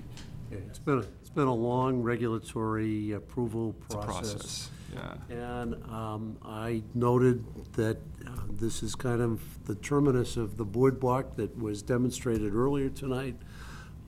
It's one of the pieces that eventually, because of the vision of your committee, and that it's going to tie the waterfront together. I think it's especially appropriate, Bob, I just want to jump in for a second, is former Harbor Development Committee chair, and I was here when we got this project, and I understand the frustration of it, its timing, but we ended up getting, York Bridge is the one that did the World's End Bridge, by the way, so even though they've been delayed, we have a extremely competent contractor. And the price they gave was, what, $200,000 less than the second bidder. So, and even at that, we're tight. But the lighting, as Gary knows, a big thing about getting this thing active on a regular basis is, you get to like October or November, it would be nice if this thing's accessible. We're trying to get people off of 3A. The whole idea of the Harbor Walk is this is one of the choke points. You get a choke point coming from Crow Point to get to the Grove. You get a choke point at the Rotary, and the choke point in the middle is this. And then to have it illuminated for the sake of $25,000, I think gets us a lot of bang. And the fact that it could be done this year, so July 4th of this year, the bridge is up, and the lights are on it. No, I think no, but I believe it's doable that it could be done, certainly this year. This summer, I think the bridge should be constructed. Because these guys, a lot of this is fabricated off-site. So when they come in, that's how they make it work, you know, so, but whatever. I think this year, so by the fall, by the time we're getting longer days, the lights would be a big, big help. But I mean, so there was original appropriation, then because of the delays, then the cost went up, so then there was another $30,000 or $40,000. Now with the lighting, some of this money is more contingency money because the prices have gone up. So is there anything firm that the contractor isn't going to come back and say, well, now the price of wood is going up, or the price of whatever's going up? So, I mean, there's still room for this to get even more expensive. We have a signed contract with these guys with fixed items. It doesn't mean that they don't run into some subsurface condition. I've worked for a contractor for 30 years. That could happen. But as far as the work itself, it's under a fixed price contract that they have bid. Yeah. And I would venture to guess that this is probably not the first contract that's been delayed or gone over budget. I would say that that's not typically what we do. It's not, yeah, but not for CPC though. I mean, that's what we're, you know, yeah, we're not worried about the Brooklyn Bridge or anything like that. No, I guess not. But I think what I'm saying, Kathleen, is that there are complexities associated with the project. But you know, you raise a good point. You know, how many times you go back to the well. Yeah. And as a question, Gary? I just had one question. And last time we got together, we were talking about the location of the lights, where the access point is to the town pier, and we were going to move one of those lights. And I was wondering, it was this on the blue. At least that's what I remember. I was trying to jog my memory on this. Is the walkway that's along the bulkhead behind the is that Red Eye Roasters? Is that bulkhead lit from the building, or is that lit by lighting that's going to be on here, so that you can have, it would be lit all the way from 3A to where this bridge goes to Whitney, and then also down where it goes down onto the wharfs? Is that publicly lit by the bridge lighting, or is that lighting that's on the Roasters, Red Eye Roasters building? There's one pedestal that's going to be placed, not a wall pack. A wall pack being a wall-mounted light. There's one pedestal that's called for on the water side, just behind Red Eye Roasters, that would, you know, would add lighting to the deck itself, and then along the bridge itself, there would be lights, and then there are existing lights atop Whitney Wharf right now. Okay. And the existing lights on Whitney Wharf, actually, we don't really even know whose responsibility it is to replace those light bulbs, so Okay. we're going to make an effort to try to even bring that together, which, you know, that's an extra. So you get over there, then you'll have flashlights for everybody to walk around Whitney Wharf, right? Tough. I mean, I know people like to laugh about the Whitney Wharf Bridge and everything. To me, it's a big safety issue. When I first moved to town 7 years ago, I brought my children for a bike ride down. Let's go see the water, and my son was almost killed at that choke point. And we have not gone back there on our bikes ever since. And I hope that one day we will. But right now, July. we can't. You'll be down there in July. You're absolutely right. It's going to be, That's right. it's going to be a tremendous bypass of that choke point where you can barely push a baby stroller along the sidewalk. Right. It's important. Any questions from members of the public or further comments from the committee? Thank you very much. Oh, I'm sorry. I just wanted to add a comment on Deirdre Anderson. Oh, sorry. I just wanted to add a comment. I'm Deirdre Anderson, also from the Harbor Development Committee, working with Ed and Alan with the Bathing Beach Trustees. And I just want to say that there is an awful lot of synergy in the harbor right now. And I think it's time to move beyond, you know, the jokes about the bridge to nowhere, because at the same time we're doing this, we've worked with the state that's given us a $100,000 study on 3A that now Roger is soliciting engineers to put the $400,000 the town committed last April to begin work of 3A, which includes, you know, what do we do with that sidewalk? And we can say as a town, we push pedestrians and strollers back to that bridge. So I just want to say that it's time to move forward and there's an awful lot of synergy and an awful lot of good going on to tie all these harbor pieces together. And congratulations on the good response to your survey. Yeah, a lot of great work on the Summer Street project. Any further questions, comments on? All right. Thank you very much. Thank you. Yeah, thank you. Thank the Harbor Development Committee for all your good work. Good, yeah, I appreciate it. My memory was such that I know we talked about it. You bet. Bad. This area at night, you know. It really is, I mean, Well, there- well, you know, I- down there under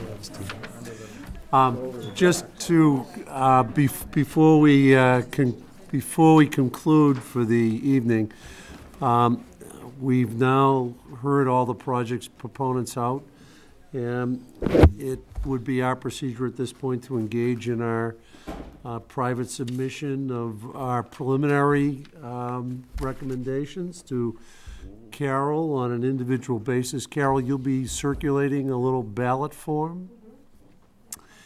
And just so people,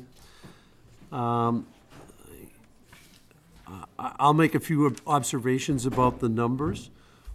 Nobody has to recommend the expenditure of anything. Nobody has to recommend the expenditure of the full amounts of the budget. People cannot make recommendations that would involve reserved money that is not being used for the purposes of the reserve. So, for example, if somebody wanted to give $1.2 million to the Lehner property, they couldn't do that because that would impinge on the housing reserves and the historic reserves, and it would not be proper. So, Is it fair to say too, Bob, I mean, just as a ground rule, that you can give less, but you can't give more than what's been asked for? I think that's correct. Okay, because that would be my understanding. Yeah, I don't think, But I just have one question, and this has to do with, because you said you were going to talk about it, so I'm maybe jumping ahead, but the Heritage Museum. tip Well, I of know. my so tongue. But I'm answering Kathleen's question, because my feeling is that we do have a debt, and if we, I'm speaking for myself, if you've come up and you're at a point, and I have money left over, and I want to give it to more than that, before you answered that question, I just wanted to make sure I was going to say, I mean, that's where I would be putting it. Well, See what I'm it is a debt. It's something we've already appropriated, Right. and we have to pay back. And we've talked at a number of different meetings about trying to pay it forward as much as we possibly The can. markets have changed dramatically since our And- last meetings, and so and- has the interest rate. And Is that not, is that, no, that debt obligation is on a fixed rate, isn't it? Is it It was fixed rate? negotiated on a fixed Oh, rate. okay. Yeah, we don't, It's not a variable. we're No. not affected by it. It doesn't change no, in no, time. no. I thought it was We- variable. Bond rate, 3%, yeah. No, those are illustrations. That's a scenario. Right, those are illustrations. That's why we talked about, We should- depending on what we do, ultimately down the road, we will have to pay more or less in interest. The illustrations that Jim Taylor gave us that involved the use of bands, bond anticipation notes, by memory, I think if we paid this down in 4 to 5 years, we would ultimately not have to issue bonds, and we would ultimately pay less in interest, and we wouldn't have to pay anything in the bond issuance costs that can be substantial. So nothing is carved in stone at this point in time in terms of an interest on the 1.1 million. So we. Is it currently, it must be currently running something. Or is, What- is it currently running any, is there any? No, what's- we haven't borrowed anything. We haven't and- committed any expenditures, so and thereby we haven't haven't borrowed anything. We haven't expended anything. And Ted basically told me that we don't need to worry about bans this year, that the town has the money to issue the payments as they come due, and that he will take care of the finances as we go forward. But Can we go back just a minute to the overall, the construct of the 4 different areas of where the funds are allocated? You know, we've got a minimum percentage of funds that are allocated to preservation, a minimum to open space, a minimum to affordable housing, and a minimum to recreation. no, We don't. because recreation doesn't get a reserve. Doesn't get a reserve. So we have 3 reserves, and so all 3 reserves are untouchable in terms of their amount. Those are fixed amounts that go into the spreadsheet as a start. But in every other category, all of the suggested allocations are subject to a vote. The amount is subject to a vote in all the others. Well, everything's subject to a vote. Everything's subject to a vote. So in other words, This sheet, I see that, but in terms of the protocol, if, for example, we want to allocate more money into another category, and we've already met the reserve in all 3 categories, we can do that. yes, because they're just general funds. Okay, that's what I was getting to, okay. So it would be like with the Heritage Museum, we you put our would have 10% a category that you could go over the 250 suggestion, as opposed to like what the other, compared to all the other categories, which so say for example, the community center, they want 15, and you wouldn't say we'll give them 20, so that way they would have to do less fundraising. Well, you're not saying.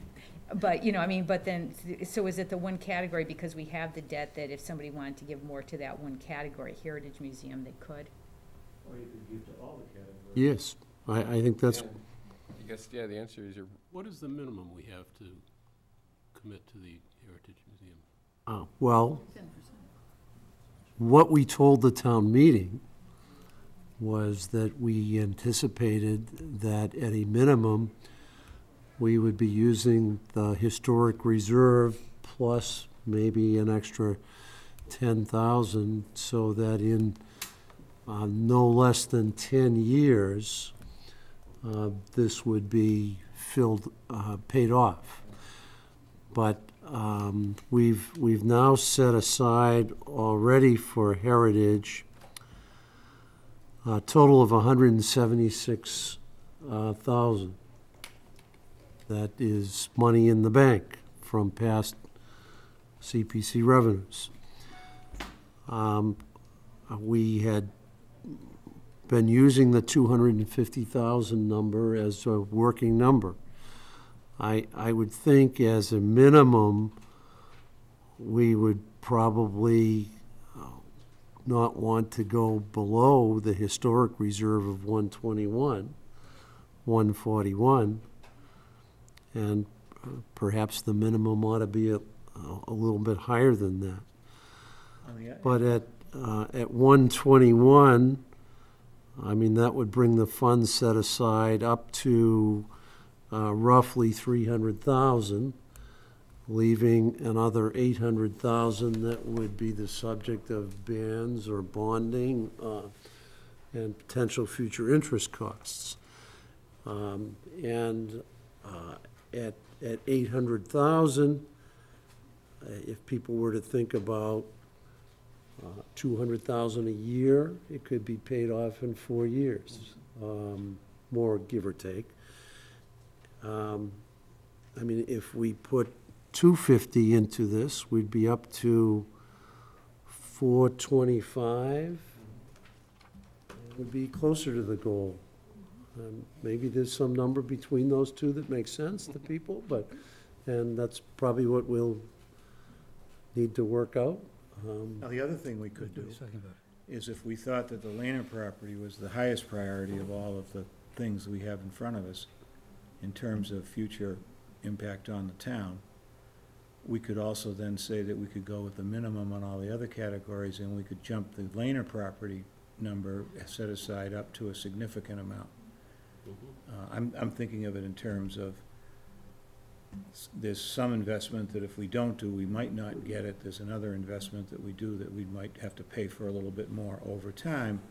And I'm just thinking, where's the biggest risk? So as I entertain all these, I'm trying to balance those two.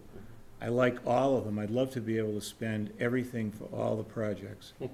But I've also learned on being on this committee for 7 years is that we never have enough money to spend what we want to on these projects. So it's pretty much what we can spend on them. So I'm just trying to understand the protocol based on what I'm hearing of projects in front of us. Let me make an observation looking into the future. I think in the last 5.5 years that I've been on this committee, every year we've kind of had significant carryover projects. We could think about the barn and Ames Chapel, and I mean, this year we've got the Crest Playground, we've got Second Parish Church, the Whitney Wharf Bridge. I'm not seeing on our list this year something other than maybe Heritage and Laner that's really going to carry over into next year. So, and we have tried in our annual deliberations to get projections from historic and housing and open space as to what's coming down the pike. And I know from the Historical Commission, I'm not seeing a big project that is likely to be requested apart from the Heritage Museum, which we've already committed to. We just heard from Charlie that the Lena property is the last major piece of open space in town. So maybe Dan Coughlin's wish to buy up every piece of open land in the town of Hingham with CPC funds is going to come true. I think we probably will get similar housing requests next year, but they're probably going to be mostly within the housing reserve. So the Lena property, based on a minimum $3.5 million appraisal, is not going to be purchased with just CPC funds. There are going to have to be other major contributors. But it would seem to me that next year, assuming similar kinds of revenues, that it may even be a year where something as much as $800,000 or $900,000 of CPC funds could be channeled in that direction. Can I just say one thing? As project manager to the Laner property, and I've talked with Charlie a lot, and to me, one of the most important things about CPA is the fact that, at least in this town, one of the main reasons people appreciate it is because they want to conserve open space. And the way I look at the Laner property this year is, although it's the project before us, we're basically putting the money in reserve. For any reason it doesn't come to pass, that money is still right here where we need it to do the charge that we have as the mission to preserve open space. So to me, the more, I think I'm going with where you and Gary are, the more we can put toward this project, the more we're really focusing on the mission that we've sort of have here. And in the event that it doesn't happen and that it can't be done, the money is still there and we haven't, gone away from our mission. So I just thought that was important to say. So any further discussion for tonight? Just a question about the Laner property. And it's really came up with, forgot we're still on the air. Just a question about the Laner property. Charlie's talked about the 500,000 number, which is that what he requested. Has he asked for more from us? No. So if you were to say, we'll give you 750, what would his reaction be? I've discussed this with him, I mean, only as a project manager. They came with a number of 500, again, they had not had the appraisal, they basically they knew approximately where it was going to be. So the more we can put toward this purchase, the more it will show the laners that this is a serious commitment that the town of Hingham wants to go forward with. So they asked for a number sort of out of a hat. Wondering if they would be all 500 for it. Very, very much for as much as this committee could put forward. I'm not hearing that somebody really wants a lot more than that, and if the down payment of 500 is going to be a good stake. It's not a down payment. That's the mistake. No, I don't mean that. But if it's a stake in the ground that says we're showing support for this project, and if we could finish out some projects this year and then put more aside next year, if it's a sure thing, we know that we can't spend all our CPC money on the Laner property, but we do want to make sure that we indicate our interest in it. I just don't want to shortchange some of the projects that need money this year. Right. I don't Yeah, think and I that think was also the. too, I think we have to be careful, because now we have a bill due for the Heritage Museum. absolutely. Then if we borrow some money for the Laner property, now we've got these double debts, and now, I mean, like, now now we don't have any wiggle room for anything. Right. So I think it's good to be generous personally, but not to go kind of overboard on the Laner, and forget the fact that we actually do owe, like, close to $1 million. I'm all for the debt, but again, it's not a debt. Any money we put toward Laner is not paying anything. It's not a down payment. It's putting money in reserve for the most sought-after property that this town has ever looked at. Well, So I was encouraged by You're right. Charlie saying that this could conceivably be an installment purchase. And of course, he mentioned bonding as well, both of which would allow for CPA involvement beyond 2017, either through future installment contributions or should the town decide to issue a second set of bonds. and I think the other, If the town is going to be persuaded to do that, however, I would think they would have appreciated our trying to pay down the Heritage Museum as much as we Right. could as well. the only thing I would add, and Scott was with me, we were with the gentleman when we walked the property from the Trust for Public Lands, and I mean, part of what they do is fundraising. So, my feeling is that this is not about CPC trying to fund this entire thing, and I just think they're not Right. bringing it forward as much because, they don't have that information yet. But they've been working with them since day one. Isn't that Matt's company? It's a connection, yeah. But he's not involved. They have a desk next to each other. Anything? Yes? I'm just going to recap then. So we only have 2 changes for request. The Hingham Community Center, then their final request is 15,650. Yeah. And then the administration fund is dropping to 55,000. 45. I mean, 45. 45,000.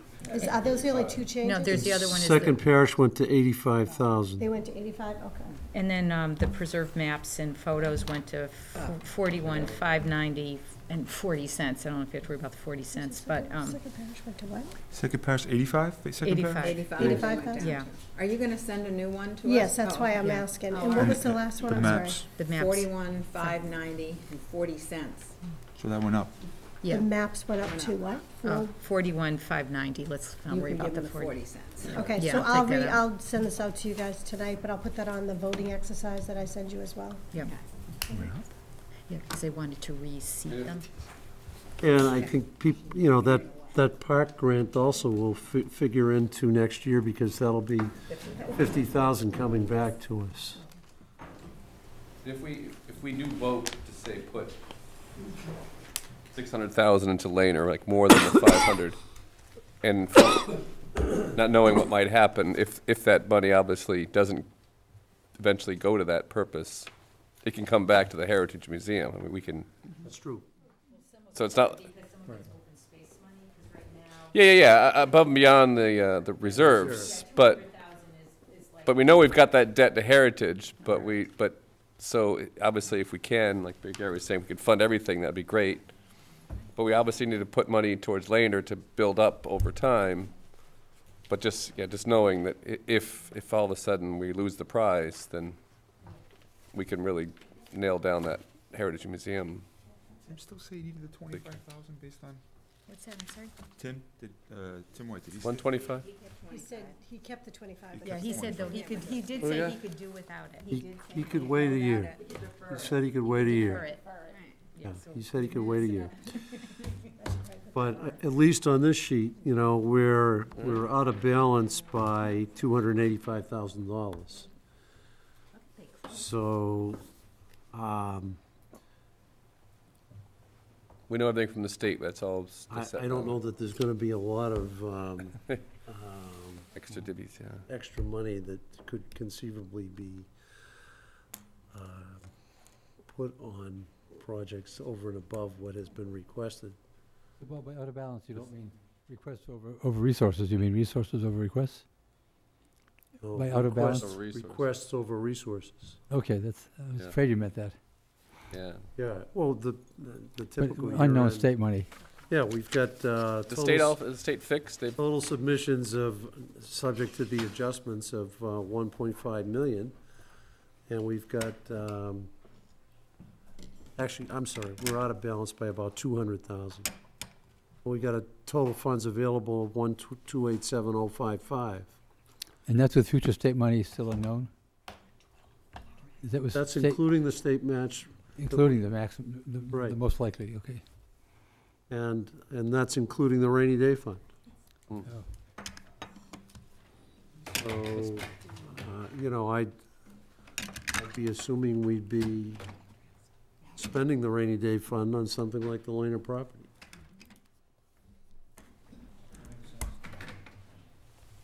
I could make a motion to adjourn if you're ready.